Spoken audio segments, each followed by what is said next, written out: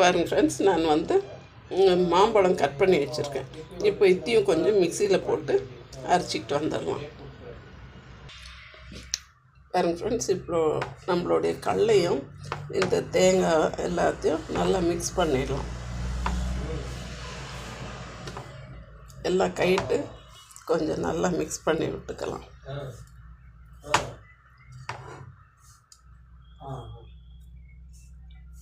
இது நல்லா மிக்ஸ் பண்ணியாச்சு. நம்மளுடைய உடச்ச கடலை, பொரிக்கடலை இருக்குது, தேங்காய் இருக்குது, ஏலக்காய் இருக்குது, சர்க்கரை இருக்குது, எல்லாத்தையும் மிக்ஸ் பண்ணிவிட்டேன். இப்போ நான் அரைச்சி வச்சுருக்கேன் மாம்பழம் பழுப்பை வந்து இதில் ஊற்றியும் கொஞ்சம் கைட்டு கொஞ்சம் நல்லா மிக்ஸ் பண்ணி விட்டுறலாம். இதுக்கு தண்ணியெல்லாம் ஊற்றக்கூடாது. இதுலேயே இது வந்து நல்லா மிக்ஸ் ஆகிடணும்.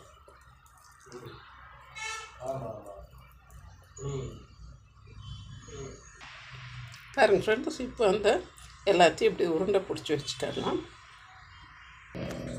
பாருங்கள் ஃப்ரெண்ட்ஸ், இப்போ நான் ஒரு கப் எடுத்து வச்சுருக்கேன். அதில் வந்து நான் கொஞ்சம் மைதா எடுக்கிறேன். ஒரு அரை கப்பு மைதா. இது பார்த்திங்கன்னாக்கா ஒரு 3 டேபிள் ஸ்பூன் இருக்குது. அதுக்கப்புறமா இதுக்கு ஒரு பிஞ்சு நான் வந்து சால்ட் போட்டுக்கிறேன். இந்த மைதாவோட கொஞ்சம் அரிசி மாவு சேர்த்துக்கிறேன். உங்களுக்கு தேவைப்பட்டால் கொஞ்சம் சோடா மாவு கூட ஒரு பிஞ்சு சேர்க்கலாம். நான் சோடா மாவு சேர்த்தல.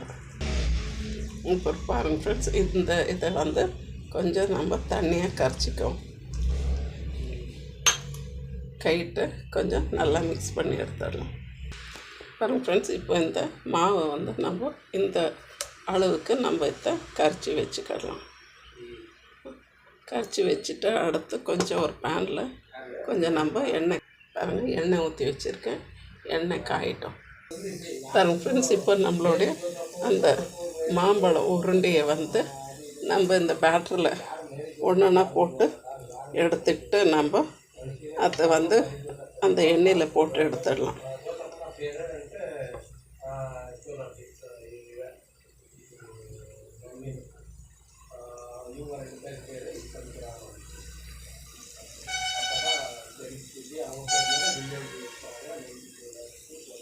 ஒன்றா போட்டு நல்லா ஃப்ரை பண்ணி எடுத்துடலாம் ஃப்ரெண்ட்ஸ். பாருங்கள் ஃப்ரெண்ட்ஸ், நம்மளுடைய அருமையான மேங்கோ போண்டா வந்து சூப்பராக ரெடி ஆகிடுச்சு. மாம்பழம் சுசியம், மாம்பழம் போண்டான்றீங்களா, மாம்பழம் சுசியம்ன்றீங்களா, ரொம்ப டேஸ்டியாக இருக்குது. உங்களுடைய மாம்பழம் ஸ்வீட்னஸ் எவ்வளோ இருக்குதுன்னு பார்த்துட்டு அதுக்கேற்றாப்புல நீங்கள் சுகராக